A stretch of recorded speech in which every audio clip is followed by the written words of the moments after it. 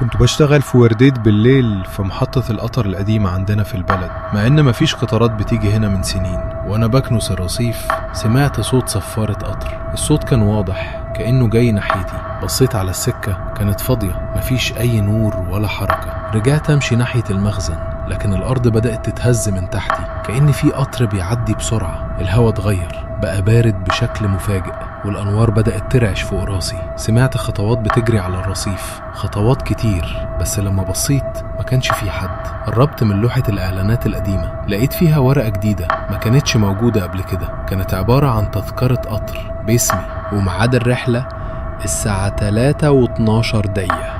بصيص نور ظهر آخر الرصيف زي ضوء قطر داخل المحطة، لكن النور كان جواه. لكن وشوش الركاب كانت باهتة كأنهم ميتين. كلهم كانوا واقفين في صف مستنيين حد واحد بس ينضم ليهم.